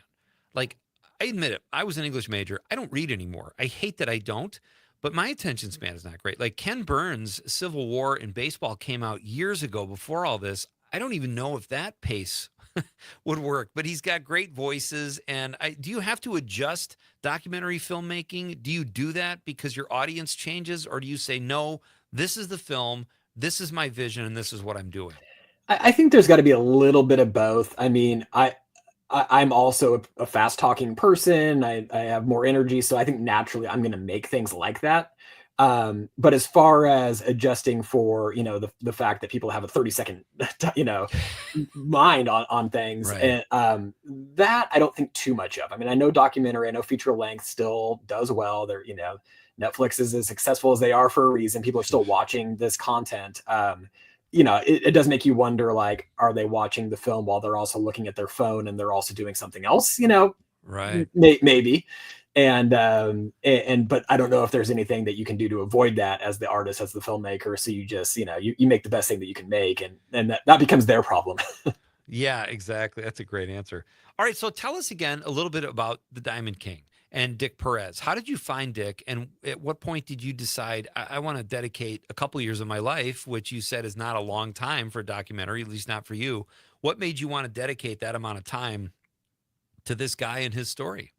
Yeah, so I found him online. I didn't know him, when I had that first feeling of, oh, this could be interesting. This is something I want to explore a little bit more, because I rediscovered those baseball cards that meant so much to me as a kid. I found his website, dickperez.com, which is a great website. I mean, all of his art is there. You can get lost for days, Wow. which I did in that website.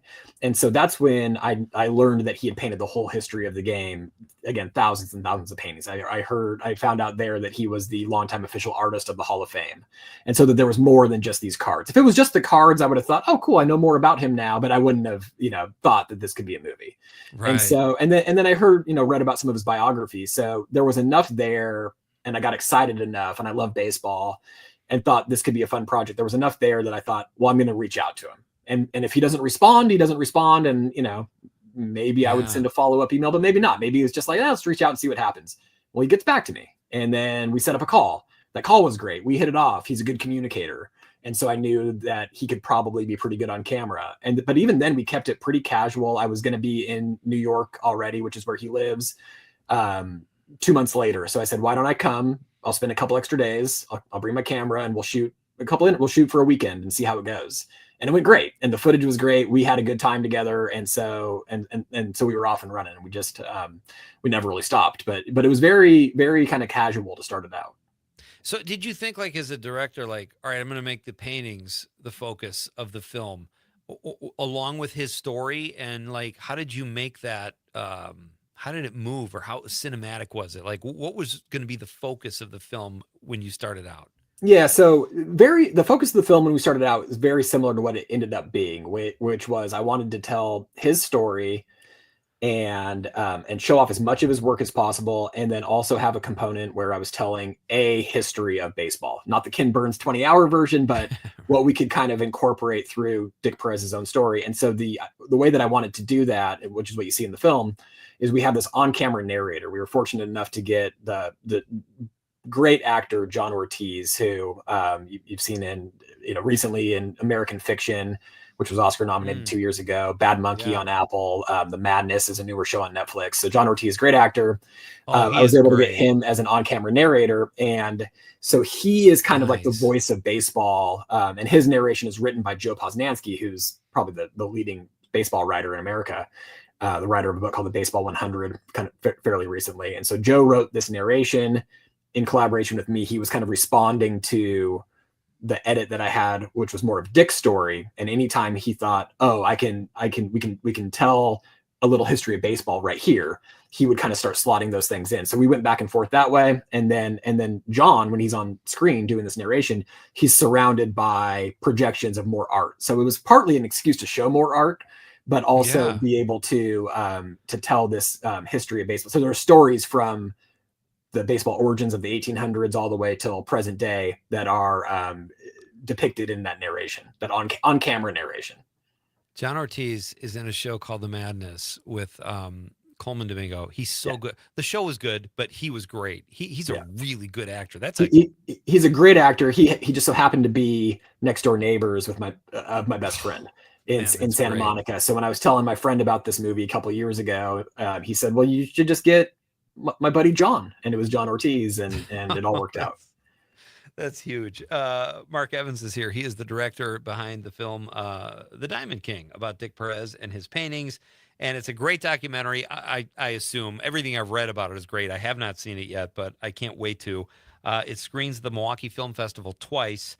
So check that out. It is May 2nd and May 6th. I think they're both at the Oriental, if I'm not mistaken. But he's going to do a Q&A. Do you like to do the Q&As? I do. Yeah.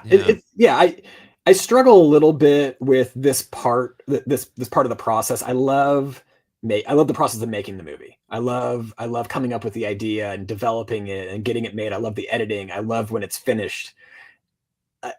I'm trying to get to love the part of like putting it out there, and Right. the film comes out digitally as well on Friday, this Friday. Nice. And so but obviously Where? Apple and Amazon, so to buy and to rent, so you can buy it and rent Okay. it on Apple and Amazon. But if you're Milwaukee based, come see it at the festival. Please. And Yeah. come say hi to me, come to the Q&A. But yeah, this part and it's just partly because it was so much fun making it. And then you're usually off to the next one. You're making your next project, and that's the part that I have so much fun with. But I am trying to get better. I'm trying to get better at having as much fun with this phase. The Q&A is different though. Interacting with people, the actual Q&A part of it, I always enjoy those. Right. Yeah, that to me is the best part about the film festival experience. You just can't beat talking to the filmmakers. This is a great story too, because there's an immigrant angle to it. Dick is from Puerto Rico. Was he a baseball fan, or just an artist interested in the subjects, or was he a real fan? Yeah, he didn't know anything about baseball when he grew up in Puerto Rico. Now he lost his dad in a tragic accident when he was 5 years old. When he was 6 years old, his mom put him on a plane to go to Harlem, New York, where they had distant relatives. This was in 1946. This was before like the big there's a term for it that I'm drawing a blank on, but where a lot of people from Puerto Rico did come to New York was where a lot of them ended up. This hadn't really happened yet, but there were some early pioneers. So Dick was put on a plane by himself as a 6-year-old, and his mom said, and with his sister, we hope we'll be there in a year. And so he goes off and he's on a plane by himself, living with strangers, but he met friends right away that played baseball, and he didn't know the language. He spoke Spanish, and so he learned how to play.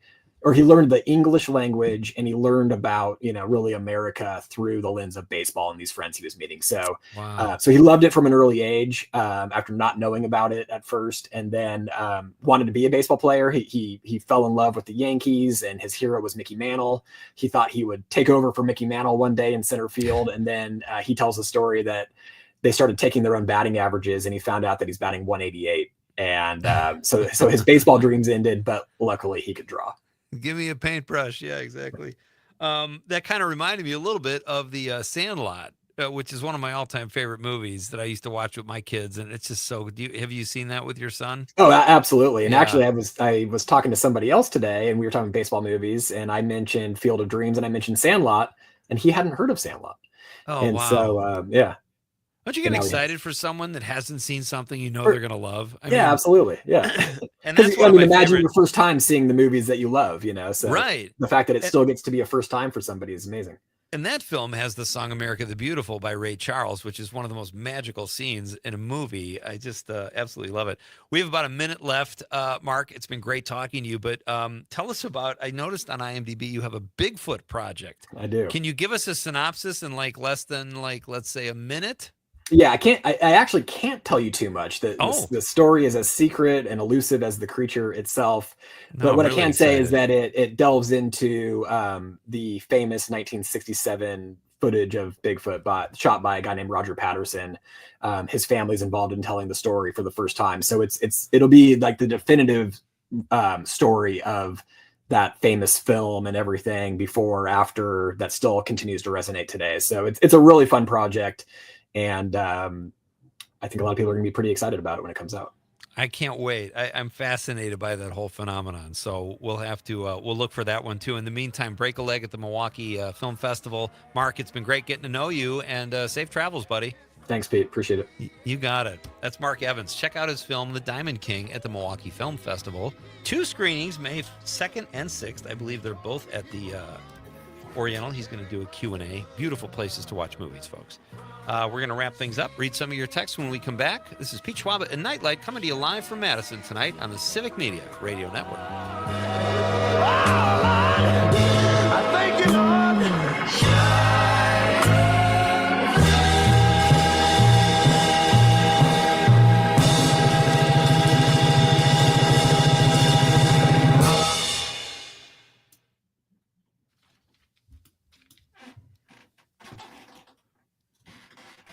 Thanks, Thanks, Mark. Mark. All right, That was thanks, guys. awesome. Thank Sam, you, appreciate buddy. it. Thanks to you both. Yeah. Good talking to Safe you. travels. Good luck. All right, I'll see you. Thanks, man.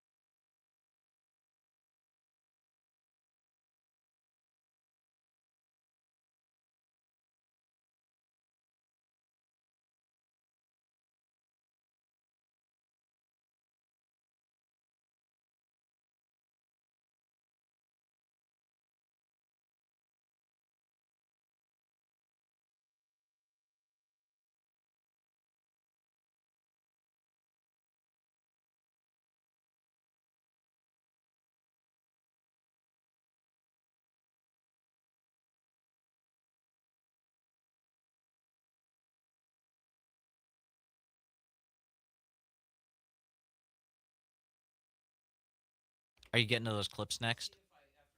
If we have time for one. I think they're both.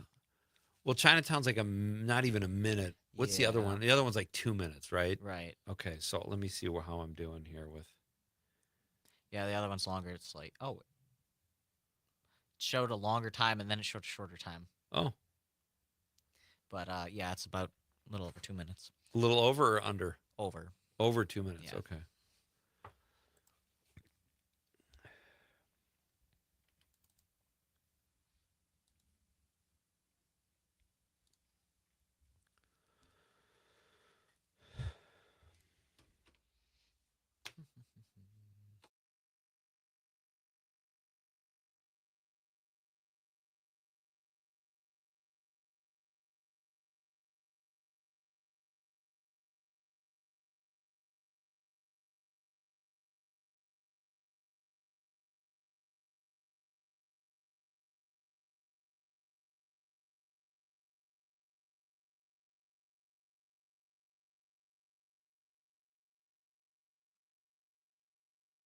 Ten seconds.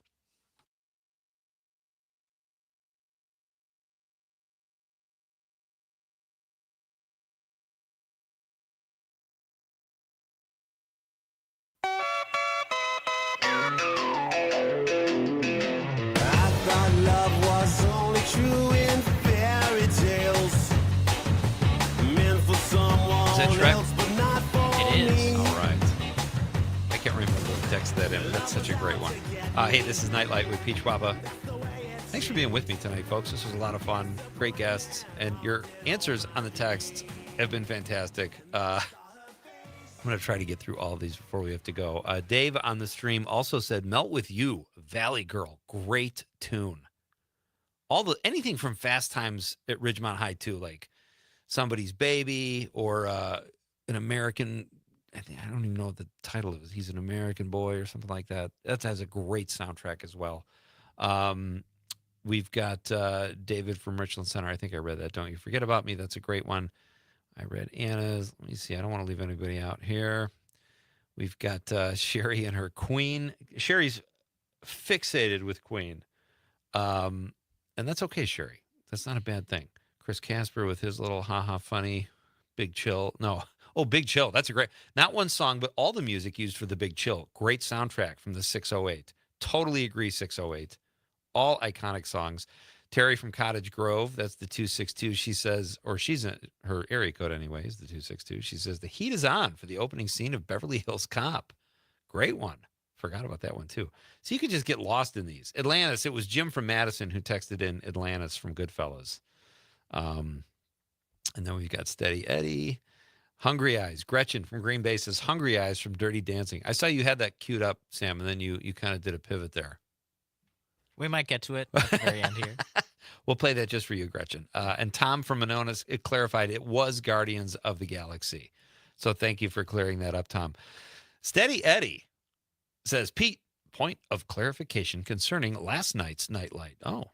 In 1964, I placed third in the punt, pass, and kick competition in my little community. I still have the plaque to prove it. All right, now I'm not saying Steady Eddie kind of built himself up. He said he placed third in punt, pass, and kick, but now he's saying in his little community. So there might have been like 3 people, and he took third. And I'm not disparaging you, Steady Eddie. You probably are very athletic, but thank you for the clarification. He says, I still have the plaque to prove it. I don't think there was a state or national competition back then. Damn. I could have been a contender. Lou with a toe, Groza, was my kicking hero. My favorite movie song, Over the Rainbow, sung by a young, beautiful Judy Garland in the magical movie The Wizard of Oz. I've heard of it. Another favorite movie song for me is the Rocky theme. Yes. We just did a sports song question like a week ago, and that came up in that one too, Steady Eddie. He says, every time I hear it, I get the urge to do 100 push-ups and some serious road work. Fortunately, I have a powerful mind, and I am able to resist such temptation, and instead I drink a spotted cow and take a nap on the couch. Steady Eddie, great stuff, Steady Eddie. Thank you so much. Thank you for all your texts tonight, folks. Always more fun when you guys participate. I think I got everything on the, PJ said, nice one, Sam. I assume he's talking about bumper music or just the way you do things, Sam, just your aura. I think PJ is just giving you. Did you just tune out there for a minute? Sorry, I was queuing up picking music for the end of the show. I'm working over here, Schwaba. Great guest. Thank you to Toby Jones and Ben Hansen and Mark Evans. Great stuff tonight. Thanks for the text, Sam. Thank you for riding shotgun. Do we have time for the? What do we have? We have 2 clips. What do we have time for? Do we have time for Estelle? Estelle Harris, Seinfeld. Yeah. All right. Here it's Estelle Harris's birthday, folks. These are some clips we put together in honor of one of the funniest people to ever grace the little screen, Mrs. Costanza. This is Estelle Harris from Seinfeld. This kid's going places, I told you. The NBC guy liked it? Of course he liked it. He told you he liked it? He wouldn't put it on if he didn't like it. Well, what are you doing? I'm writing. You know how to write? Without the writing, you have nothing. You're the ones that make them look good. Since when do you know how to write? I never saw you write anything. What? I don't know how you're going to write all those shows. And where are you going to get all the ideas? Would you leave him alone? You'll shatter his confidence. I don't need any ideas. It's a show about nothing. Nothing, please. I'll tell you the truth. The whole thing sounds pretty stupid to me. I always knew you had beautiful hands. I used to tell people. Frank, didn't I used to talk about his hands? Who the hell did you ever mention his hands to? I mentioned his hands to plenty of people. You never mentioned it to me. Hand me an emery board. I always talk about your hands, how they're so soft and milky white. No, you never said milky white. I said milky white! So I talked to Phil Kasikoff today. Phil Kasikoff? Yeah, you know, my friend, the bra salesman. He says they're looking to maybe put somebody on, so I got you an interview next Friday with his boss. Next Friday? What time? 2 o'clock. That's my whole afternoon. I was gonna look for sneakers. You can look for sneakers the next day. He doesn't know anything about bras. I know a little. Besides, what do you have to know?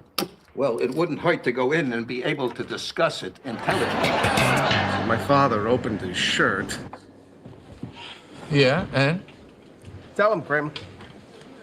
He had breasts.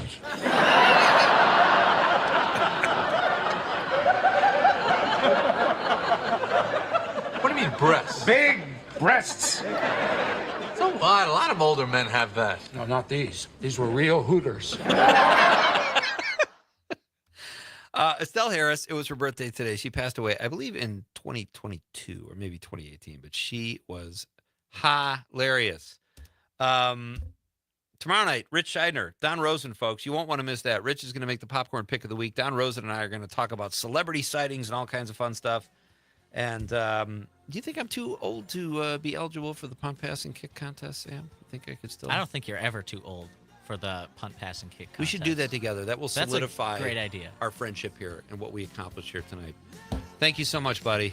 Great stuff tonight, Sam. And thank you all for listening. I will be back tomorrow night, also live from Madison, on behalf of the lovable producer, Conrad, who is not here. Good night, Wisconsin.